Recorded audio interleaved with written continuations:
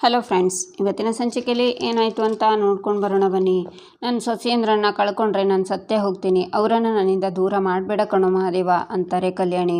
ರಾಮ್, ಇಂಥ ಅತ್ತೆಯಂದರು ಎಲ್ಲ ಸೊಸೆಯಂದ್ರಿಗೂ ಸಿಗಬೇಕು. ಪಾಪ ಸೊಸೆಯಂದರು ದೂರ ಆಗ್ತಿದ್ದಾರೆ ಅಂತ ಅತ್ತೆ ಎಷ್ಟು ಸಂಕಟ ಪಡ್ತಿದ್ದಾರೆ.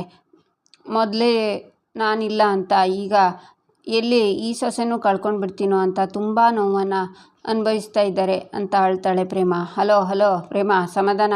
ನಿನ್ನ ಮುಖ ನೋಡ್ತಿದ್ರೆ ಈಗಲೇ ಓಡೋಗಿ ಅತ್ತೆ ನಾನು ಬದುಕಿದ್ದೀನಿ, ಮಹಾದೇವ ಕಾವ್ಯ ಅವರು ಆಡ್ತಿರೋದು ನಾಟಕ ಅಂತ ಹೇಳೋ ಥರ ಇದೆಯಾ? ಏಯ್, ಸತ್ಯ ಗೊತ್ತಾದರೆ ಭರತನ ಬಣ್ಣ ಬಯಲಾಗಲ್ಲ, ನಿನಗೆ ಗೊತ್ತಲ್ವಾ ಅಂತಾನೆ ರಾಮ್. ಅಮ್ಮ, ನೀನು ಎಷ್ಟೇ ಹೇಳಿದ್ರು ಅಷ್ಟೇ, ಅವಳು ನನಗೆ ಸರಿ ಹೊಂದೋ ಹುಡುಗಿ ಅಲ್ಲ, ನಾವಿಬ್ಬರು ದೂರ ಆಗೋದೇ ಒಳ್ಳೆಯದು ಅಂತಾನೆ ಮಹಾದೇವ. ಅಲ್ಲಿಂದ ಈಚೆ ಬಂದು ಯಾರಾದರೂ ನೋಡಿಬಿಟ್ರೆ ಕಷ್ಟ, ಮೊದಲು ಒಳಗೆ ಬನ್ನಿ ಅಂತ ರಾಮ್ ಪ್ರೇಮಗೆ ಹೇಳಿ ರೂಮಿಗೆ ಬರ್ತಾನೆ ಮಹಾದೇವ. ಲೋ ರಾಮ್, ನಮ್ಮ ಈ ನಾಟಕದಿಂದ ಅಮ್ಮಂಗೆ ಇಷ್ಟೊಂದು ನೋವಾಯ್ತದೆ ಅಂತ ನಾನು ಅಂದ್ಕೊಂಡಿರಲಿಲ್ಲ ಕಣ್ಲ. ಅವಳು ಸಂಕಟ ನೋಡ್ತಿದ್ರೆ ನನ್ನ ಮೇಲೆ ನನಗೆ ಅಸಹ್ಯ ಆಗ್ತಾಯಿದೆ. ಆದಷ್ಟು ಬೇಗ ಇದಕ್ಕೊಂದು ಮುಕ್ತಿ ಹಾಡಬೇಕು, ಇಲ್ಲ ಅಂತಂದರೆ ಅವಳು ನಿಜವಾಗ್ಲೂ ಕುಸ್ತೋಯ್ತಾಳೆ ಅಂತಾನೆ ಮಹಾದೇವ. ಆಗುತ್ತೆ ಅಣ್ಣ, ಆದಷ್ಟು ಬೇಗ ಆಗುತ್ತೆ. ಕಾವ್ಯ ಅವರಿಗೆ ಬರೋ ಸತ್ಯ ಗೊತ್ತಾದರೆ ಈ ನಾಟಕನೇ ಮುಗ್ದೋಗುತ್ತೆ, ನೀನೇನು ವರಿ ಮಾಡ್ಕೋಬೇಡ ಕಣೋ ಅಂತಾನೆ ರಾಮ್. ಈಚೆ ಕಾವ್ಯ ರವಿ ತಂದಿರೋ FIR ಕಾಫಿನ ನೋಡಿ. ಭರತ್, ಮಹಾದೇವ ಇವತ್ತು ನನಗೆ ನೋವು ಮಾಡಿದ್ದಾನೆ ನಿಜ, ಆದರೆ ಈ ಕಂಪ್ಲೇಂಟ್ ಕಾಪಿನಲ್ಲಿ ಬರೆದಿರೋದು ಅತಿಯಾಯಿತು ಅಂತ ಅನ್ನಿಸ್ತಿಲ್ವಾ ಅಂತಾಳೆ. ಅಲ್ಲ ಕಾವ್ಯ, ಅದರಲ್ಲಿ ಅಂಥದ್ದೇನಿದೆ ಅಂತಾನೆ ಭರತ್. ಇದರಲ್ಲಿ ನನಗೆ ಮಹಾದೇವ ದೈಹಿಕ ಕಿರುಕುಳ ಕೊಟ್ಟಿದ್ದಾನೆ, ನನಗೆ ವರದಕ್ಷಿಣೆಗಾಗಿ ಪೀಡಿಸ್ತಿದ್ದಾನೆ ಅಂತ ಬರೆದಿದೆ. ಆದರೆ ಆ ರೀತಿ ಯಾವತ್ತೂ ಆಗಿಲ್ಲ ಭರತ್. ಈ ತರಹ ಎಲ್ಲ ಇಲ್ಲದೆ ಇರೋದು ಬರೆಯೋದು ಸರಿನಾ? ಬೇಡ ಅನ್ನಿಸ್ತಿದೆ ಅಂತಾಳೆ ಕಾವ್ಯ.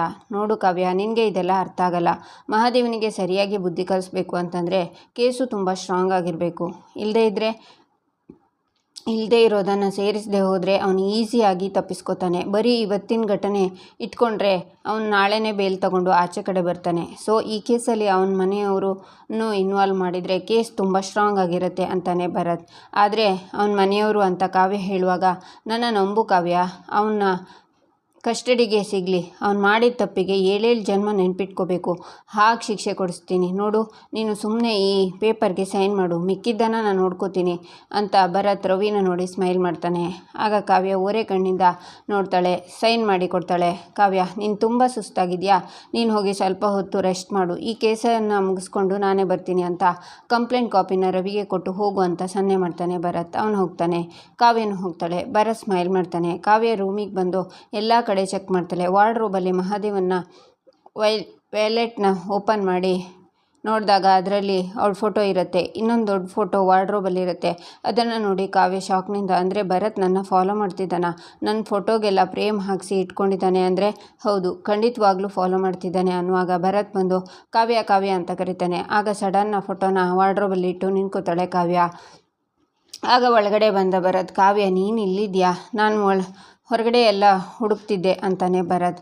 ಐ ಆಮ್ ಸಾರಿ ಭರತ್, ನಿನ್ನ ಪರ್ಮಿಷನ್ ಇಲ್ಲದೆ ನಿನ್ನ ರೂಮ್ ಒಳಗಡೆ ಬಂದುಬಿಟ್ಟೆ ಅಂತಾಳೆ ಕಾವ್ಯ. ಏನು ಕಾವ್ಯ ಹೀಗೆ ಹೇಳ್ತಿದ್ಯಾ, ಇದಕ್ಕೆಲ್ಲ ಪರ್ಮಿಷನ್ ಬೇಕಾ, ಇದು ನಿನ್ನ ರೂಮ್ ಇದ್ದ ಹಾಗೆ ಅಂತಾನೆ ಭರತ್. ಹಾಂ ಅಂತಾಳೆ ಕಾವ್ಯ, ಅಂದರೆ ಫ್ರೆಂಡ್ಶಿಪ್ಪಲ್ಲಿ ಫಾರ್ಮ್ಯಾಲಿಟೀಸ್ ಯಾಕೆ, ಇಲ್ಲಿ ನೀನು ಗೆಸ್ಟ್ ಅಲ್ಲ, ನೀನು ನನ್ನ ಬೆಸ್ಟ್ ಫ್ರೆಂಡು, ಈ ಮನೇಲಿ ನಿನಗೆ ಎಲ್ಲ ರೀತಿ ಹಕ್ಕಿದೆ ಅಂತ ಹೇಳಿದೆ ಅಷ್ಟೇ. ಹಾಂ, ಮಹಾದೇವನ ಬಗ್ಗೆ ನೀನು ತಲೆ ಕೆಡಿಸ್ಕೋಬೇಡ, ಸ್ಟೇಷನ್ಗೆ ಅಲ್ಲಿ ಎಲ್ಲ ಕೆಲಸನೂ ನಡೀತಿದೆ. ಕಾವ್ಯ, ನೀನು ಈಗ ಡಲ್ಲಾಗಿದ್ದರೆ ನನ್ನಿಂದ ನೋಡೋಕ್ಕಾಗಲ್ಲ. ಒಂದು ಕೆಲಸ ಮಾಡೋಣ, ನೀನು ಓಕೆ ಅಂದರೆ ನಮ್ಮ ಮೂಡನ್ನು ರಿಫ್ರೆಶ್ ಮಾಡೋದಕ್ಕೆ ಎಲ್ಲಾದರೂ ಹೊರಗಡೆ ಹೋಗೋಣವಾ ಅಂತಾನೆ ಭರತ್. ಥ್ಯಾಂಕ್ ಯು ಭರತ್, ಇಷ್ಟೊಂದು ಕೇರ್ ಮಾಡ್ತಿರೋದಕ್ಕೆ. ಸರಿ ಹೋಗೋಣ ಭರತ್, 1 ನಿಮಿಷ. ಅದು ನಾನು ಅಪ್ಪಂಗೆ ಮನೆ ಬಿಟ್ಟು ಬಂದಿರೋದು ಗೊತ್ತಿಲ್ಲ, ಹೇಳಿದರೆ ತುಂಬಾ ಬೇಜಾರು ಮಾಡ್ಕೋತಾರೆ. ಆ ಮಹಾದೇವ ಅಪ್ಪಂಗೆ ಏನು ಮಂಕ್ ಬೂದಿ ಎರಚಿದಾನೋ ಗೊತ್ತಿಲ್ಲ, ಅವನ ಬಗ್ಗೆ ಒಂದೇ ಒಂದು ತಪ್ಪು ಮಾಡಿದ್ರು ಅವನು ಕೇಳಿಸ್ಕೊಳ್ಳೋದೇ ಇಲ್ಲ. ಅದಕ್ಕೆ ನಾನು ಅಪ್ಪನ ಮನೆಗೆ ಹೋಗೋದಕ್ಕಾಗೋದಿಲ್ಲ, ಇನ್ನು ಮಹಾದೇವನ ಮನೆಗೆ ಹೋಗೋದಕ್ಕಂತೂ ಆಗೋದೇ ಇಲ್ಲ. ನೀನೇನು ಅಂದ್ಕೊಳ್ದೆ ಇದ್ದರೆ ನಾನು ಇಲ್ಲೇ ಉಳ್ಕೋಬಹುದಾ ಅಂತ ಭರತ್ ಕೈ ಹಿಡ್ಕೊಂಡು, ನೀನು ಯಾವತ್ತೂ ನನ್ನ ಜೊತೆ ಇರ್ತೀಯ ಅಲ್ವಾ, ಯಾವತ್ತೂ ನನ್ನ ಕೈ ಬಿಡಲ್ಲ ಅಲ್ವಾ ಅಂತಾಳೆ ಕಾವ್ಯ. ಏಯ್, ಇದೇನು ಕಾವ್ಯ ಹೀಗೆ ಕೇಳ್ತಿದ್ಯಾ, ಇರು ಕೇಳೋ ಪ್ರಶ್ನೆನ ಇದು, ಖಂಡಿತ ನಾನು ನಿನ್ನ ಜೊತೆಗೆ ಇರ್ತೀನಿ, ನಾನು ಯಾವತ್ತೂ ನಿನ್ನ ಬಿಟ್ಕೊಡಲ್ಲ, ಯಾವುದೇ ಪರಿಸ್ಥಿತಿಯಲ್ಲೂ ನಿನ್ನ ಜೊತೆನೇ ಇರ್ತೀನಿ ಕಾವ್ಯ. ಸರಿ ಬೇಗ ರೆಡಿ ಆಗುವಂತ ಭರತ್ ಹೋಗ್ತಾನೆ. ಉಫ್ ಅಂತ ಉಸಿರು ಬಿಡ್ತಾಳೆ ಕಾವ್ಯ. ಈಚೆ ಬಂದ ಭರತ್, ಎಸ್ ಕಾವ್ಯ ಈಗ ಮಾನಸಿಕವಾಗಿ ಪೂರ್ತಿ ವೀಕ್ ಆಗಿದ್ದಾಳೆ. ಆ ಮಹಾದೇವನ ಮೇಲಿನ ಸಿಟ್ಟು ಅವಳನ್ನು ನನ್ನ ಹತ್ರ ಕರ್ಕೊಂಡು ಬಂದಿದೆ. ಇದೇ ಚಾನ್ಸನ್ನು ಬಳಸ್ಕೊಂಡು ಅವಳನ್ನು ಶಾಶ್ವತವಾಗಿ ನನ್ನ ದಾರಿಗೆ ತರಬೇಕು. ಎಸ್ ಅಂತಾನೆ. ಈಚೆ ಕಾವ್ಯ, ಮಹಾದೇವ ಹೇಳಿದ್ದು ಸರಿ ಅನಿಸುತ್ತೆ, ಭರತ್ ನನ್ನ ಮೇಲೆ ಬರೀ ಸ್ನೇಹ ಮಾತ್ರ ಇಲ್ಲ, ಅದೊಂಥರ ವಿಕೃತ ಹುಚ್ಚು ಪ್ರೀತಿ ಇದೆ ಅಂದರೆ ಮಹಾದೇವ ಹೇಳಿದ್ದು ನಿಜ ಇರ್ಬೋದಾ ಅಂತ ಅವತ್ತಿನಿಂದ ಇಲ್ಲಿವರೆಗೂ ಆಗಿರುವ ಘಟನೆನೆಲ್ಲ ನೆನ್ಪು ಮಾಡ್ಕೋತಾ ಇರುವಾಗ ಪ್ರೇಮ ಕಾವ್ಯಂಗೆ ಕಾಲ್ ಮಾಡಿ, ಹಲೋ ಕಾವ್ಯ, ಹೇಗಿದೆಯಾ? ಅಲ್ಲಿ ನಿನಗೇನು ತೊಂದರೆ ಇಲ್ಲ ತಾನೆ ಅಂತಾಳೆ. ಇಲ್ಲಕ್ಕ, ಸದ್ಯಕ್ಕೆ ಯಾವ ಸಮಸ್ಯೆನೂ ಇಲ್ಲ. ಆದರೆ ಇಲ್ಲಿ ಪ್ರತಿ ಕ್ಷಣವೂ ನನಗೆ ಹೊಸ ಹೊಸ ವಿಷಯ ತಿಳಿತಾ ಇದೆ. ಮಹಾದೇವನ ಮೇಲೆ ಕಂಪ್ಲೇಂಟ್ ಫೈಲ್ ಮಾಡೋಣ ಅಂದರೆ ಅವನು ಇಲ್ಲ ಸಲ್ಲದ ಕೇಸನ್ನೆಲ್ಲ ಸೇರಿಸಿ ಕಂಪ್ಲೇಂಟ್ ರೆಡಿ ಮಾಡಿದಾನಕ್ಕ. ಅಷ್ಟೇ ಅಲ್ಲ, ಅವನ ರೂಮಲ್ಲಿ ಹುಡುಕಿದಾಗ ನನ್ನ ಫೋಟೋಗಳು ಸಿಕ್ಕಿದ್ವು. ನನಗೆ ಗೊತ್ತಿಲ್ಲದೆ ಇರೋ ಹಾಗೆ ಫೋಟೋ ತೊಗೊಂಡು ಬಂದು ರೂಮಲ್ಲಿ ಇಟ್ಕೊಂಡಿದ್ದಾನೆ. ನನಗೆ ಅವನು ಡಿಫ್ರೆಂಟಾಗಿ ಕಾಣಿಸ್ತಿದ್ದಾನಕ್ಕ, ಸೈಕೋ ಥರ ಕಾಣಿಸ್ತಿದ್ದಾನೆ ಅಂತಾಳೆ ಕಾವ್ಯ. ಇವಾಗ ನಿನಗೆ ಸಿಕ್ಕಿರೋ ಸಾಕ್ಷಿ ಚಿಕ್ಕದಂತ ಅನಿಸ್ಬೋದು, ಆದರೆ ಆ ಭರತ್ ಅಂತ ವಿಕೃತ ಮನಸ್ಸಿಗೆ ಇದೇ ದೊಡ್ಡ ಸಾಕ್ಷಿ. ಒಬ್ಬ ಪೊಲೀಸ್ ಆಗಿ ಕಳ್ಳನ ಥರ ಈ ಥರ ಫೋಟೋ ತೆಗಿತಾನಲ್ಲ, ಅವನು ಹೇಗಿರಬೇಡ ಅಂತ ನೀನೇ ಯೋಚನೆ ಮಾಡು ಅಂತಾಳೆ ಪ್ರೇಮ. ಗೊತ್ತಕ್ಕ, ಆದರೆ ಅವನಿಗೆ ನನ್ನ ಕಾರಣಕ್ಕೆ ಮಹಾದೇವನ ಮೇಲೆ ದ್ವೇಷ ಇದೆ ಅನ್ನೋದಕ್ಕೆ ಪಕ್ಕ ಸಾಕ್ಷಿ ಸಿಗ್ತಿಲ್ಲ ಅಂತಾಳೆ ಕಾವ್ಯ. ಇನ್ನೂ ಏನೇ ನಂಬೋಕ್ಕಾಗ್ತಿಲ್ಲ. ಮಹಾದೇವ ಅವರು ಯಾವ ತಪ್ಪು ಮಾಡಿಲ್ಲ, ಅಂಥವ್ರ ಮೇಲೆ ಸುಳ್ಳು ಕೇಸ್ ಹಾಕಿದ್ದಾನೆ. ಇದರಲ್ಲೇ ಗೊತ್ತಾಗಲ್ವಾ ಅವನಿಗೆ ಮಹಾದೇವ ಮೇಲೆ ಎಷ್ಟು ದ್ವೇಷ ಇದೆ ಅಂತಾಳೆ ಪ್ರೇಮ. ಗೊತ್ತಿಲ್ಲಕ್ಕ, ತುಂಬಾ ಕನ್ಫ್ಯೂಸ್ ಆಗಿದ್ದೀನಿ. ಅದು ಅಲ್ಲದೆ ಇವತ್ತು ಸಂಜೆ ನನ್ನ ಪಾರ್ಟಿಗೆ ಹೋಗೋಣ ಅಂತ ಕರೀತಿದ್ದಾನೆ ಅಂತಾಳೆ ಕಾವ್ಯ. ಆಚೆನಾ? ಸೂಪರ್ ಕಣೆ ಕಾವ್ಯ, ನೀನು ಅವನ ಜೊತೆ ಹೋಗು, ನಾನು ಹೇಳಿದ ಹಾಗೆ ಮಾಡು. ಅವನು ಸತ್ಯ ಆಚೆ ಬಾಯಿ ಬಿಟ್ಟೇ ಬಿಡ್ತಾನೆ ಅಂತಾಳೆ ಪ್ರೇಮ. ಏನು ಮಾಡಲೆ ಅಂತಾಳೆ ಕಾವ್ಯ. ಆಗ ಪ್ರೇಮ ಪ್ಲ್ಯಾನ್ನ ಹೇಳ್ತಾಳೆ. ಸರಿನಾ ಅಂತಾಳೆ. ಸರಿ ಅಕ್ಕ, ನೀನು ಹೇಳಿದ ಹಾಗೆ ಮಾಡ್ತೀನಿ. ಇವತ್ತು ಆ ಭರತ್ ಅಸಲಿ ಮುಖನ ತಿಳಿಲೇಬೇಕು. ಸರಿ ಅಕ್ಕ, ನಾನು ರೆಡಿ ಆಗ್ತೀನಿ, ಬಾಯ್, ಹುಷಾರು ಅಂತ ಕಾಲ್ ಕಟ್ ಮಾಡ್ತಾಳೆ ಕಾವ್ಯ.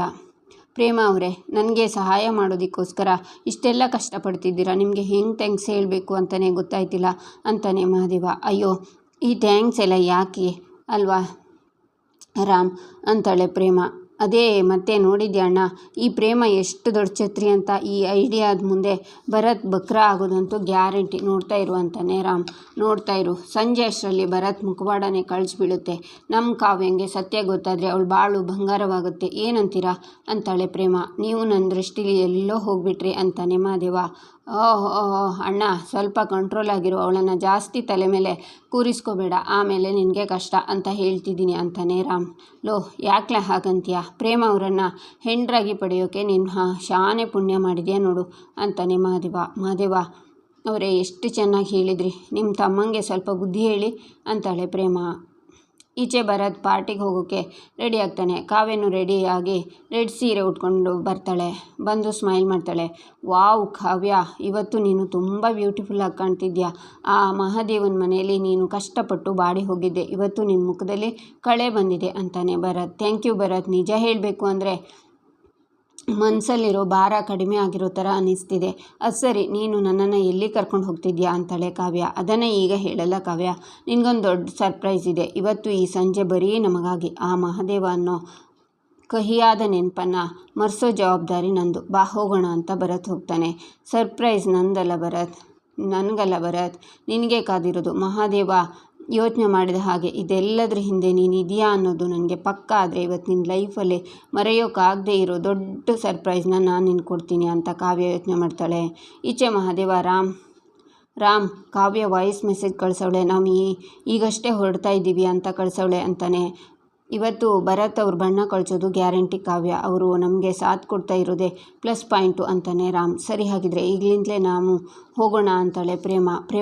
ನೀನು ಬೇಡ, ಮೊದಲೇ ಪೂರ್ತಿಯಾಗಿ ಹುಷಾರಾಗಿಲ್ಲ. ಅದರಲ್ಲಿ ಆ ಭರತ್ ಕ್ರಿಮಿನಲ್ ಮೈಂಡ್ ಅಣ್ಣ. ಇವಳು ಅಲ್ಲಿಗೆ ಬರೋದು ಬಹಳ ರಿಸ್ಕ್ ಇದೆ. ಪ್ರೇಮ, ನೀನು ಇಲ್ಲೇ ಇದ್ದು ರೆಸ್ಟ್ ಮಾಡು ಅಂತಾನೆ ರಾಮ್. ಇಲ್ಲ, ನಾನು ಬರ್ತೀನಿ. ನನ್ನ ತಂಗಿಗೆ ನ್ಯಾಯ ಒದಗಿಸುವಾಗ ನಾನು ಅಲ್ಲಿಗೆ ಬರದೇ ಇದ್ದರೆ ಏನು ಚೆನ್ನಾಗಿರುತ್ತೆ ಅಂತಾಳೆ ಪ್ರೇಮ. ಬಿಡು ರಾಮ್, ಇವತ್ತು ನಾವು ಆಡೋ ಆಟೋನ ಪ್ರೇಮ ಅವರು ಹತ್ತಿರದಾಗೆ ನಿಂತ್ಕೊಂಡು ನೋಡಲಿ, ಒಪ್ಕೊ ಅಂತಾನೆ ರಾಮ್. ಒಂದು ಕಂಡೀಷನ್, ನಮ್ಮ ಪ್ಲ್ಯಾನ್ ಪೂರ್ತಿ ಆಗೋವರೆಗೂ ನಾವು ಹೇಳಿದ ಹಾಗೆ ಕೇಳಬೇಕು ಪ್ರೇಮ. ಇದು ಸೀರಿಯಸ್ ವಿಷಯ. ಒಂದು ಹೆಜ್ಜೆ ತಪ್ಪಿದ್ರು ನಮ್ಮ ಪ್ಲ್ಯಾನ್ ಎಲ್ಲ ಹಾಳಾಗುತ್ತೆ ಅಂತಾನೆ ರಾಮ್. ನೀನು ಹೇಳಿದ ಹಾಗೆ ಕೇಳ್ತೀನಿ ಅಂತಾಳೆ ಪ್ರೇಮ. ನಂತರ 3 ಜನ ಅಲ್ಲಿಂದ ಹೊರಡ್ತಾರೆ. ಈಚೆ ಭರತ್ ಕಾವ್ಯ ಕಾರಲ್ಲಿ ಬಂದು ಇಳಿತಾರೆ. ನಂತರ ರೆಸ್ಟೋರೆಂಟ್ ಒಳಗೆ ಬರ್ತಾರೆ.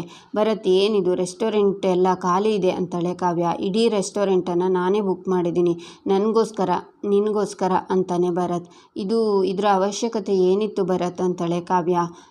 ನಿನ್ನ ಮೂಡನ್ನು ಸರಿ ಮಾಡಲೇಬೇಕಿತ್ತು ಕಾವ್ಯ. ಮನೆಯಲ್ಲಿ ಮಹಾದೇವ ಕೊಟ್ಟ ಕಿರುಕುಳಕ್ಕೆ ನೀನು ತುಂಬ ಬೇಜಾರಾಗಿದೆ. ಅದಕ್ಕೆ ಈ ಸ್ಪೆಷಲ್ ಡಿನ್ನರ್ ಪ್ಲ್ಯಾನ್ ಮಾಡಿದ್ದೀನಿ ಅಂತಾನೆ ಭರತ್. ಬೇಡವಾಗಿತ್ತೇನೋ ಅಂತಾಳೆ ಕಾವ್ಯ. ನನಗೆ ಬೇಕಿತ್ತು, ಬಾ ಕಾವ್ಯ ಅಂತಾನೆ ಭರತ್. ಇಬ್ಬರು ಕೂತ್ಕೊಳ್ಳೋಕೆ ಬರ್ತಾರೆ. ಆಗ ಒಬ್ಬ ವೇಟರ್ ಬಂದು, ಸರ್ ಕಪಲ್ಗೆ ಬೊಕ್ಕೆ ಅಂತ ಕೊಡ್ತಾನೆ. ನಾವು ಕಪಲ್ ಅಲ್ಲ ರೀ ಅಂತ ಬೊಕ್ಕೆನ ತಗೊಂಡು ಥ್ಯಾಂಕ್ ಯು ಅಂತ ಅದನ್ನು ಕಾವ್ಯಂಗೆ ಕೊಟ್ಟು ಕೂತ್ಕೋ ಕಾವ್ಯ ಅಂತಾನೆ ಭರತ್. ಇಬ್ಬರು ಕೂತ್ಕೋತಾರೆ. ವೇಟರ್ ಅಂತಾನೆ ಭರತ್. ಸರ್ ಅಂತ ವೇಟರ್ ವೇಷದಲ್ಲಿ ಮಹಾದೇವ ಬರ್ತಾನೆ. ಒಂದು ಸ್ಟ್ರಾಬೆರಿ ಜ್ಯೂಸು, ಬ್ಲೂಬೆರಿ ಜ್ಯೂಸು ಹಾಗೆ ಮಶ್ರೂಮ್ ಮಂಚೂರಿ ಎಲ್ಲ ತಗೊಂಬಾ, ನಿನಗೆ ಓಕೆನಾ ಕಾವ್ಯ ಅಂತಾನೆ ಭರತ್. ಸರಿ ಅಂತಾಳೆ ಕಾವ್ಯ. ಸರಿ ಸರ್ ಅಂತ ಕಾವ್ಯಂಗೆ ಕಣ್ಣಲ್ಲೇ ಸನ್ನೆ ಮಾಡ್ತಾನೆ ಮಹಾದೇವ. ಕಾವ್ಯನೂ ಸನ್ನೆ ಮಾಡ್ತಾಳೆ. ಆಚೆ ಹೋಗಿ ಮಹಾದೇವ ಕಾವ್ಯಂಗೆ ಕಾಲ್ ಮಾಡ್ತಾನೆ. ಹೇಳಿ ಸರ್ ಅಂತಾಳೆ ಕಾವ್ಯ. ಅಮ್ಮಿ ಕಾವ್ಯ, ಆ ಮೂದೇವಿ ಏನೋ ತರೋಕೆ ಹೇಳಿದ್ನಲ್ಲ, ನನಗೊಂದು ಅರ್ಥ ಆಗ್ತಿಲ್ಲ, ಏನು ಹೇಳ್ದ ಅವನು ಅಂತ ಮೆಸೇಜಲ್ಲಿ ಹೇಳ್ತೀಯಾ, ನಾನು ಅದನ್ನೇ ತೊಗೊಂಡು ಬರ್ತೀನಿ ಅಂತಾನೆ Mahadeva. Okay sure, no problem ಅಂತ ಕಾಲ್ ಕಟ್ ಮಾಡ್ತಾಳೆ ಕಾವ್ಯ. ಯಾರು ಕಾವ್ಯ, ಏನಾದರೂ ಪ್ರಾಬ್ಲಮಾ ಮಹಾದೇವನ ಅಂತಾನೆ ಭರತ್. ಇಲ್ಲ, ಯಾರ್ದೋ ರಾಂಗ್ ನಂಬರ್ ಭರತ್, ಅಷ್ಟೇ, ನೀನೇನೋ ಹೇಳ್ತಿದ್ಯಲ್ಲ ಕಂಟಿನ್ಯೂ ಮಾಡು ಅಂತಾಳೆ ಕಾವ್ಯ. ಆಗ ಅವನ್ನೇ ನೋಡ್ತಾ ಕಾವ್ಯ ಮಹಾದೇವಂಗೆ ಮೆಸೇಜ್ ಹಾಕ್ತಾಳೆ. ಈಚೆ ರಾಮ್ ಮೆಸೇಜ್ ಪ್ರಕಾರ ಆರ್ಡ್ರ್ ಕರೆಕ್ಟಾಗಿದೆ, ಬೇಗ ಜ್ಯೂಸ್ ತೊಗೊಂಡು ಹೋಗು ಅಂತ ಮಹಾದೇವಂಗೆ ಹೇಳ್ತಾನೆ. ಇರಲ್ಲ, ಇನ್ನೊಂದು ಮುಖ್ಯವಾದ ವಿಷಯ ಐತೆ, ಹಿಡ್ಕೊ ಹೇಳ್ತೀನಿ ಅಂತ ಜ್ಯೂಸ್ಗೆ ಡ್ರಿಂಕ್ನ ಮಿಕ್ಸ್ ಮಾಡ್ತಾನೆ. ಮಹಾದೇವ ಅವರೇ, ಇಷ್ಟೊಂದು ಮಿಕ್ಸ್ ಮಾಡಿದ್ರಲ್ಲ, ಕುಡಿಯುವಾಗ ವಾಸನೆ ಬಂದರೆ ಗೊತ್ತಾಗಲ್ವಾ ಅಂತಾಳೆ ಪ್ರೇಮ. ವಾಸನೆ ಬರಬಾರ್ದು ಅಂತಾನೆ ಹುಸಿ ಪುದೀನ ಲಿಂಬೆಹಣ್ಣಿನ ರಸ ಹಾಕಿರೋದು. ಇವತ್ತು ಇದನ್ನು ಕುಡಿತಾ ಇದ್ದಾಗೆ ನನ್ನ ಮಗನಿಗೆ ಇಡೀ ಪ್ರಪಂಚನೇ ತಿರುಗಿ ಹೋಗಬೇಕು ಹಂಗಾಯ್ತದೆ, ನಾನು ಹೊರಡ್ತೀನಿ ಅಂತ ಮಹಾದೇವ ಬರ್ತಾನೆ. ಈಚೆ ಭರತ್ ನಿಧಾನಕ್ಕೆ ಕಾವ್ಯ ಕೈಯನ್ನು ಮುಟ್ತಾನೆ. ಆಗ ಕಾವ್ಯ ನಾಚ್ಕೊಳ್ಳೋ ಥರ ಕೈನ ಹಿಂದೆ ತೆಗುತ್ತಾಳೆ. ಕಾವ್ಯ, ಗಂಡನೇ ಸರ್ವಸ್ವ ಅಂತ ಕೂತ್ಕೋಬೇಡ. ಈಗಿನ ಕಾಲದಲ್ಲಿ ಡಿವೋರ್ಸ್ ತೊಗೊಂಡು ಎಷ್ಟು ಜನ ತಮ್ಮ ಲೈಫ್ನ ನೋಡ್ಕೊಂಡಿಲ್ಲ ಹೇಳು. ಜೀವನ ಇಲ್ಲಿಗೆ ಮುಗ್ದಿಲ್ಲ. ನಿನ್ನ ಆಸೆಗಳ ಬಗ್ಗೆ, ನಿನ್ನ ಕನಸುಗಳ ಬಗ್ಗೆ ನೀನು ಗಮನ ಕೊಡಬೇಕು. ಅದನ್ನು ಈಡೇರಿಸೋದ್ರ ಜೊತೆಗೆ ನಾನಿರಬೇಕು ಕಾವ್ಯ ಅಂತಾನೆ ಭರತ್. ಹೌದು ಭರತ್, ನನಗೂ ನನ್ನ ಎಂಬಿಷನ್ಸ್ ಬಗ್ಗೆ ಕಾನ್ಸಂಟ್ರೇಟ್ ಮಾಡಬೇಕು ಅಂತಲೇ ಇದೆ, ಆದರೆ ನಾನು ಒಬ್ಬಳೇ ಅಂತಾಳೆ ಕಾವ್ಯ. ನಾನು ಇದೀನಲ್ಲ ಕಾವ್ಯ, ನನ್ನ ಕೈನಲ್ಲಿ ಆಗೋ ಎಲ್ಲ ಸಹಾಯನ ನಾನು ಮಾಡ್ತೀನಿ ಅಂತಾನೆ ಭರತ್. ಆಗ ಆರ್ಡ್ರನ್ನು ತಗೊಂಡು ಬರ್ತಾನೆ ಮಹಾದೇವ. ವೇಟರ್, ಹೋಗಿ ಸಿಜ್ಲರ್ ತಗೊಂಬಾ ಕ್ವಿಕ್ ಅಂತಾನೆ ಭರತ್. ಸರಿ ಅಂತಾನೆ ಮಹಾದೇವ. ಜ್ಯೂಸ್ ಅಂತ ಮಹಾದೇವ ಕಾವ್ಯಂಗೆ ಸನ್ನೆ ಮಾಡ್ತಾನೆ. ಭರತ್ ಅಂತ ಕಾವ್ಯ ಭರತಂಗೆ ಜ್ಯೂಸನ್ನ ಕೊಡ್ತಾಳೆ. ಭರತ್ ಅರ್ಧ ಜ್ಯೂಸನ್ನು ಕುಡಿತಾನೆ. ಆಗ ಕಾವ್ಯ, ನಿಜ ಹೇಳ್ತೀನಿ ಭರತ್, ಆ ಮಹಾದೇವನಿಗಿಂತ ಶತದಡ್ಡನ ನಾನು ನೋಡಲೇ ಇಲ್ಲ. ಅವ್ನು ನೋಡಿದರೆ ನನಗೆ ಕೋಪ ಬರುತ್ತೆ. ಅವ್ನು ಕುಟ್ಟಿ ಹೊಡಿಬೇಕು ಅನಿಸುತ್ತೆ. ಒಂದೊಂದು ಸಲ ಅವ್ನು ಕುತ್ತಿಗೆನ ಹಿಸ್ಕಬೇಕು ಅನಿಸುತ್ತೆ. ಹಿಸ್ಕ್ಬಿಡ್ತೀನಿ ಭರತ್ ಅಂತಾಳೆ ಕಾವ್ಯ. ಆಗ ಸ್ವಲ್ಪ ಜ್ಯೂಸನ್ನೇ ಕುಡಿತಾನೆ ಭರತ್. ಹೀಗೆ ಕಾವ್ಯ ಮಹಾದೇವನ್ನ ಬೈತಾ ಇರುವಾಗ ಭರತ್ ಜ್ಯೂಸನ್ನು ಖಾಲಿ ಮಾಡಿ ಅವನೊಬ್ಬ ಈಡಿಯಟ್ ಕಾವ್ಯ ಅಂತಾನೆ. ಹೌದು ಭರತ್, ಅವನೊಬ್ಬ ಮುಟ್ಟಾಳ, ಸೀರಿಯಸ್ನೆಸ್ಸೇ ಇಲ್ಲ, ಯಾವಾಗಲೂ ತಮಾಷೆ ಮಾಡೋದೇ ನಗೋದೇ ಜೀವನ ಅಂದ್ಕೊಂಡ್ಬಿಟ್ಟಿದ್ದಾನೆ ಭರತ್ ಅಂತಾಳೆ ಕಾವ್ಯ. ಹೌದು ಕಾವ್ಯ, ನೀನೆಂಥ ಎಜುಕೇಟೆಡ್ ಹುಡುಗಿ, ಹೋಗಿ ಅವನ ಕೈಗೆ ಸಿಕ್ಕಾಕೊಂಡಿದ್ಯಾ, ನಿನ್ನ ದುರಾದೃಷ್ಟ ಅಂತಾನೆ ಭರತ್. ದುರಾದೃಷ್ಟ ಅಲ್ಲ, ಶಾಪ.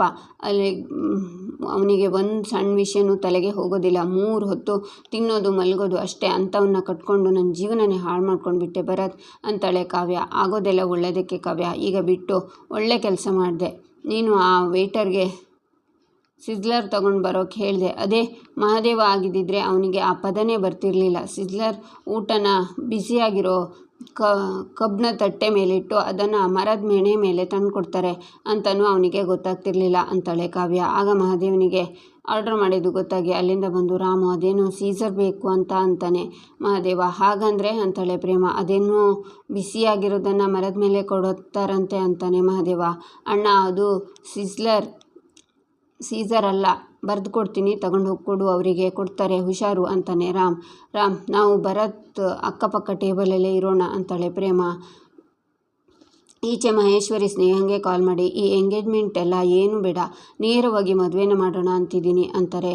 ಆದರೆ ಕಲ್ಯಾಣಿ ಅತ್ತೆ ಇದಕ್ಕೆ ಒಪ್ತಾರಾ ಅಂತಾಳೆ ಸ್ನೇಹ. ಅವಳ ಬಗ್ಗೆ ನೀನು ತಲೆ ಕೆಡಿಸ್ಕೋಬೇಡ, ಯಾವ ವಿಷಯನೂ ಯಾರ ಹತ್ರನೂ ಬಾಯಿ ಬಿಡಬೇಡ ಅಂತಾರೆ ಮಹೇಶ್ವರಿ. ಮದುವೆ ಬೇಗ ಆಗೋ ಹಾಗೆ ನೋಡ್ಕೊಳ್ಳಿ ಅತ್ತೆ, ಆ ಪ್ರೇಮನ ಕಾಟದಿಂದ ಮುಕ್ತಿ ಕೊಡಿಸಿ ಪ್ಲೀಸ್ ಅಂತಾಳೆ ಸ್ನೇಹ. ಖಂಡಿತ ಸ್ನೇಹ, ನೀನು ಈ ಮನೆ ಮಹಾಲಕ್ಷ್ಮಿಯಾಗಿ ಬರ್ತೀಯ, ಆ ದೈವ ಗಂಟು ಮೂಟೆ ಕಟ್ಕೊಂಡು ಓಡುತ್ತೆ, ನೋಡ್ತಾ ಇರು ಅಂತ ಕಾಲ್ ಕಟ್ ಮಾಡ್ತಾರೆ ಮಹೇಶ್ವರಿ. ಈಚೆ ನಿಧಾನಕ್ಕೆ ರಾಮ್ ಪ್ರೇಮ ಆಚೆ ಇರೋ ಟೇಬಲ್ ಹತ್ರ ಬಂದು ಅಡಗಿ ನಿಂತ್ಕೋತಾರೆ. ಆಗ ಭರತ್ ಕಾವ್ಯನ ಕೈ ಹಿಡ್ಕೋತಾನೆ. ಕಾವ್ಯ, ನನಗೇನಾಗ್ತಿದೆ ಅಂತಲೇ ಗೊತ್ತಾಗ್ತಿಲ್ಲ, ಮನಸ್ಸೊಳಗಡೆ ಸಾವಿರಾರು ವಿಷಯ ಇದೆ, ಅದನ್ನೆಲ್ಲ ಹೇಳಬೇಕು ಅಂತ ಆಸೆ ಆಗ್ತಿದೆ ಕಾವ್ಯ ಅಂತಾನೆ ಭರತ್ ಮನಸ್ಸಲ್ಲಿ ಏನಿದೆ ಎಲ್ಲ ಹೇಳು, ನಾನು ನಿನ್ನ ಫ್ರೆಂಡ್ ಅಲ್ವಾ, ನನ್ನಿಂದ ಏನು ಮುಚ್ಚಿಡಬೇಡ, ಪ್ರಪಂಚದಲ್ಲಿ ನನಗಿಂತ ನಿನಗೆ ಕ್ಲೋಸೆಸ್ಟ್ ಫ್ರೆಂಡ್ ಯಾರಿದ್ದಾರೆ ಹೇಳು ಅಂತಾಳೆ ಕಾವ್ಯ. ಇದಕ್ಕೆ ನೀ ನನಗೆ ಇಷ್ಟ ಆಗೋದು ಅಂತಾನೆ ಭರತ್. ಆಗ ಮಹಾದೇವ ರಾಮ್ ಪ್ರೇಮ ಹತ್ರ ಬಂದು ಭರತ್ ಹೇಳೋದನ್ನು ಕೇಳಿಸ್ಕೊತಾ ನಿಂತ್ಕೋತಾನೆ. ನೀನೆಷ್ಟು ಒಳ್ಳೆಯವಳು ಕಾವ್ಯ, ನೀನಂದರೆ ನನಗೆ ತುಂಬ ಇಷ್ಟ. ನಾನು ಆ ವಿಷಯನ ಮೊದಲೇ ಹೇಳಬೇಕಿತ್ತು ಕಾವ್ಯ ಅಂತಾನೆ ಭರತ್. ಯಾವ ವಿಷಯ ಭರತ್, ಯಾವುದ್ರ ಬಗ್ಗೆ ಹೇಳ್ತಿದ್ಯಾ ಅಂತಾಳೆ ಕಾವ್ಯ. ಆಗ ಅದನ್ನು ಪ್ರೇಮ ರೆಕಾರ್ಡ್ ಮಾಡ್ಕೊಳ್ಳೋಕೆ ಶುರು ಮಾಡ್ತಾಳೆ. ಐ ಲವ್ ಯು ಕಾವ್ಯ ಅಂತಾನೆ ಭರತ್. ನನ್ನ ಮನಸ್ಸಿನ ಮಾತನ್ನು ನಿನಗೆ ಹೇಳಬೇಕು ಅನ್ನೋಷ್ಟರಲ್ಲಿ ನಿನ್ನ ಮದುವೆ ಆಗೋಗಿತ್ತು ಕಾವ್ಯ. ನನಗೆ ಎಷ್ಟು ಶಾಕ್ ಆಗಿತ್ತು ಗೊತ್ತಾ. ನನಗೆ ನೀನಂದರೆ ತುಂಬ ಇಷ್ಟ ಕಾವ್ಯ. ಇದು ಇವತ್ತು ನಿನ್ನೆದಲ್ಲ ಕಾಳಜಿ, ಕಾಲೇಜ್ ಟೈಮಿಂದನೂ ಪ್ರೀತಿಸ್ತಿದ್ದೆ. ಇವತ್ತಿಗೂ ಆ ನೋವು ಕಾಡ್ತಿದ್ದೆ ನನಗೆ ಅಂತಾನೆ ಭರತ್. ಈ ಭರತ್ ಇಷ್ಟು ದಿನಗಳ ತನಕ ನಾಟಕ ಮಾಡಿ ಮನಸ್ಸಲ್ಲಿ ಎಷ್ಟು ಕೊಳಕಾಗಿರೋ ಆಸೆ ಇಟ್ಕೊಂಡಿದ್ನ ಅಂತಾಳೆ ಪ್ರೇಮ. ಸಮಾಧಾನ, ಇನ್ನೂ ತುಂಬ ವಿಷಯ ಆಚೆ ಬರೋದಿದೆ, ಸಮಾಧಾನ ಆಗಿರು ಅಂತಾನೆ ರಾಮ್. ಇವತ್ತು ಎಲ್ಲನೂ ಆಚೆ ಕಕ್ತಾನೆ ಅಂತಾನೆ ಮಹಾದೇವ. ಭರತ್, ನೀನು ನನ್ನ ಬಗ್ಗೆ ಇಷ್ಟೆಲ್ಲ ಯೋಚನೆ ಮಾಡಿದ್ಯಾ ಅಂತ ನನಗೆ ಗೊತ್ತೇ ಇರಲಿಲ್ಲ. ನೀನು ಮೊದಲೇ ಯಾಕೆ ಹೇಳಲಿಲ್ಲ ಭರತ್ ಅಂತಾಳೆ ಕಾವ್ಯ. ಅಯ್ಯೋ, ನಾನು ಹೇಳಿಬಿಡಬೇಕು ಅಂತ ಸಾಕಷ್ಟು ಸಲ ಪ್ರಯತ್ನ ಬಿಟ್ಟೆ ಕಾವ್ಯ. ನಾನು ಹೇಳಬೇಕು ಅಂತ ಅಂದ್ಕೊಂಡಾಗೆಲ್ಲ ಆ ದರಿದ್ರ ನನ್ನ ಮಗ ಮಹಾದೇವ ನಮ್ಮ ಮಧ್ಯೆ ಅಡ್ಡ ಬರ್ತಿದ್ದ. ಅವನ್ನ ನಿನ್ನ ದಾರಿಯಿಂದ ಶಾಶ್ವತವಾಗಿ ದೂರ ಮಾಡಬೇಕು ಅಂತ ಏನೆಲ್ಲ ಪ್ರಯತ್ನ ಪಟ್ಟೆ ಗೊತ್ತಾ ಅಂತಾನೆ ಭರತ್. ಅಂದರೆ ನಾನು ಮಹಾದೇವನ ನನ್ನಿಂದ ದೂರ ಮಾಡೋಕ್ಕೆ ಪ್ರಯತ್ನ ಪಟ್ಟೆಯಾ ನೀನು? ಹೇಗೆ ಭರತ್ ಅಂತಾಳೆ ಕಾವ್ಯ. ನೀನು ಪಡಿಬೇಕು ಅನ್ನೋದು ನನ್ನ ಹಠ ಆಗಿತ್ತು. ಅದಕ್ಕೋಸ್ಕರ ನಾನು ಯಾವ ಮಟ್ಟಕ್ಕೆ ಬೇಕಿದ್ರೂ ಹೋಗ್ತೀನಿ. ಹೋಗಲಿ ಬಿಡು, ಈಗ ಆ ವಿಷಯ ಎಲ್ಲ ಯಾಕೆ ಅಂತಾನೆ ಭರತ್. ನನಗೀಗ ಒಂದು ವಿಷಯ ನೆನಪಾಯಿತು. ಅವತ್ತು ನಮ್ಮ ಕಾಲೇಜ್ ಗೆಟ್ ಟುಗೆದರ್ ಪಾರ್ಟಿ ಇತ್ತಲ್ಲ, ಆವಾಗ ಮಹಾದೇವ ಬರಬಾರ್ದು ಅಂತ ನೀನೇನಾದರೂ ಪ್ಲ್ಯಾನ್ ಮಾಡಿದ್ಯಾ ಅಂತಾಳೆ ಕಾವ್ಯ. ಮಹಾದೇವ ನೀನೇ ಇದೆಲ್ಲ ಪ್ಲ್ಯಾನ್ ಮಾಡಿದ್ದು ಅಂತ ನನಗೆ ಹೇಳಿದ್ದ, ಹೌದಾ ಭರತ್ ಅಂತಾಳೆ. ಈಗ ನೋಡು ನಾನೇನು ಮಾಡಿದೆ ಅಂತ ಹೇಳ್ತೀನಿ. ಹೌದು, ಅದನ್ನು ನಾನೇ ಮಾಡಿದ್ದು ಪ್ಲ್ಯಾನ್. ಅವತ್ತು ಮಹಾದೇವ ಬರಬೇಕು, ನನ್ನ ಹೊಡೆದು ನಿನ್ನ ದೃಷ್ಟಿಲಿ ಬೀಳಬೇಕು ಅಂತ ಪ್ಲ್ಯಾನ್ ಮಾಡಿದ್ದೆ. ಅದಕ್ಕೆ ನಾನು ಏನೆಲ್ಲ ಹೇಳಿ ಕೆರಳಿಸಿದ್ದೆ ಗೊತ್ತಾ ಅಂತಾನೆ ಭರತ್. ಇಂಟ್ರೆಸ್ಟಿಂಗ್ ಭರತ್, ಏನೇನು ಮಾಡಿದೆ ಅಂತಾಳೆ ಕಾವ್ಯ. ಆಗ ರೂಮ್ ಬುಕ್ ಮಾಡ್ತೀನಿ, ನಾವಿಬ್ಬರು ಒಂದೇ ರೂಮಲ್ಲಿ ಇರ್ತೀವಿ, ವಿಡಿಯೋ ಕಾಲ್ ಮಾಡಿ ತೋರಿಸ್ತೀನಿ ಅಂತೆಲ್ಲ ಹೇಳಿದೆ ಅಂತ ನಗ್ತಾನೆ ಭರತ್. ಹೌದಾ ಭರತ್, ಮಹಾದೇವ ಅದಕ್ಕೇನಂದ? ಏನು ಅಂದಿಲ್ವಾ ಅಂತಾಳೆ ಕಾವ್ಯ. ಅದಕ್ಕೆ ಅವನು ನನ್ನ ಹೆಂಡತಿ ಬೆಂಕಿ ಇದ್ದಂಗೆ ಮುಟ್ಟಿದ್ರೆ ಸತ್ತೋಗ್ತೀಯ ಅಂತಾನೆ ಭರತ್. ನಿಜ ಹೇಳ್ತೀನಿ, ಈ ರಾಕ್ಷಸನ್ನು ಕೊಲ್ಲೋ ಅಷ್ಟು ಕೋಪ ಬರ್ತಿದೆ ನನಗೆ. ಪಾಪ ಮಹಾದೇವ ಅವರಿಗೆ ಎಷ್ಟೊಂದು ಹಿಂಸೆ ಕೊಟ್ಟ ಅಂತಾಳೆ ಪ್ರೇಮ. ನಮ್ಮಣ್ಣ ಬಂಗಾರ, ಹೆಸರಿಗೆ ತಕ್ಕ ಹಾಗೆ ಮಹಾದೇವನೇ ವಿಷನ ನುಂಗ್ತಾನೆ ಅಂತಾನೆ ರಾಮ್. ಆಮೇಲೆ ಏನು ಹೇಳ್ದ ಅಂತಾಳೆ ಕಾವ್ಯ. ನನಗೆ ನನ್ನ ಮೇಲೆಗಿಂತ ಕಾವ್ಯ ಮೇಲೆ ನಂಬಿಕೆ ಹೆಚ್ಚು ಅಂದ. ಲೇ ಭರತ್, ಕಾವ್ಯ ನಿನ್ನ ಸ್ನೇಹಿತ ಅಂತ ನಂಬಿದಾಳೆ, ಅದನ್ನು ಉಳಿಸ್ಕೊ ಅಂತ ಹೇಳ್ದ ಈ ಇಡಿಯಟ್ ಅಂತ ನಗ್ತಾನೆ ಭರತ್. ಕಾವ್ಯ ಆಗ ಮಹಾದೇವನ್ನ ನೋಡ್ತಾಳೆ. ಕಾವ್ಯ, ಏನಾಯಿತು, ಬೇಜಾರಾಯ್ತಾ ಅಂತಾನೆ ಭರತ್. ಇಲ್ಲ ಭರತ್, ಇನ್ನೂ ಬೇರೆ ಏನಾದರೂ ಇದೆಯಾ ಅಂತಾಳೆ ಕಾವ್ಯ. ಅವತ್ತೇ ಗಾಡಿ ಟೈರು ಪಂಕ್ಚರ್ ಆಗಿತ್ತು, ಮಹಾದೇವನೇ ಮಾಡಿದ್ದು ಅಂತ ನಿನ್ನ ಹತ್ರ ಹೇಳಿದ್ದೆ ರೈಟ್, ಆದರೆ ರಿಯಲ್ ಆಗಿ ಟೈರ್ ಪಂಕ್ಚರ್ ಮಾಡಿದ್ದು ನಾನೇ. ಅದರಿಂದ ಮಹಾದೇವ ನಿನ್ನ ಮೇಲೆ ಸಂಶಯ ಪಡ್ತಾನೆ ಅಂತ ನಿರೂಪಿಸಬೇಕಾಗಿತ್ತು. ಆದರೆ ಬುದ್ಧಿವಂತ ಅಂದ್ಕೊಂಡಿರೋ ಆ ಮಹಾದೇವನಿಗೆ ಇದೆಲ್ಲ ಗೊತ್ತೇ ಆಗಲಿಲ್ಲ ನೋಡು ಅಂತಾನೆ ಭರತ್. ಅಬ್ಬಬ್ಬಾ, ನೀನು ಇಷ್ಟೊಂದು ಪ್ಲ್ಯಾನ್ ಮಾಡಿದ್ಯಾ ಭರತ್, ನೀನು ಮಾಡಿದ್ರಲ್ಲಿ ತಪ್ಪೇನೂ ಇಲ್ಲ. ನನಗೆ ಆ ಮಹಾದೇವನ ಮೇಲೆ ಎಷ್ಟು ಕೋಪ ಇದೆ ಅಂದರೆ ನೀನು ಅವನ್ನ ಕೊಂದಿದ್ರೂ ಬೇಜಾರಾಗ್ತಿರ್ಲಿಲ್ಲ. ನಿಜ ಹೇಳ್ತೀನಿ ಭರತ್, ಇಷ್ಟ ದಿನದಲ್ಲಿ ಆ ಮಹಾದೇವ ನನಗೆ ಜೀವನನೇ ಬೇಸರ ಆಗೋ ಹಾಗೆ ಮಾಡಿಬಿಟ್ಟಿದ್ದ. ಆಮೇಲೆ ಏನೇನು ಮಾಡಿದೆ? ತುಂಬ ಇಂಟ್ರೆಸ್ಟಿಂಗ್ ಆಗಿದೆ ಹೇಳು, ನನಗೆ ಹೊಟ್ಟೆ ತಂಪಾಗಿದೆ ಅಂತಾಳೆ ಕಾವ್ಯ. ಇನ್ನೂ ಇದೆ ಇರು, ಬರೀ ಒಂದು ದಿನದ ಕತೆ ಇವೆಲ್ಲ. ಎಷ್ಟು ಮಾಡಿದ್ದೀನಿ. ಅವನ ಸ್ಟೇಷನ್ಗೆ ಕರೆಸಿ ಸುಳ್ಕೇಸನ್ನು ಹಾಕ್ಸಿದ್ದೀನಿ, ಬಟ್ಟೆಯನ್ನು ಬಿಡಿಸಿದ್ದೀನಿ. ಕಾವ್ಯ, ನನ್ನವಳು ನಿನ್ನನ್ನು ಬಿಟ್ಟು ಓಡ್ ಬರೋ ಹಾಗೆ ಮಾಡ್ತೀನಿ ಅಂತ ಹೇಳಿ ಟಾರ್ಚರ್ ಮಾಡಿ 10 ಲಾಟಿ ಮುರಿಯೋ ಹಾಗೆ ಹೊಡೆದಿದ್ದೀನಿ. ಆ ಮಲ್ಲಿಗರುಡನ್ನು ಕರೆಸಿ ಕೈಕಾಲು ಮುರಿಯೋಕೆ ಹೇಳಿದ್ದೀನಿ.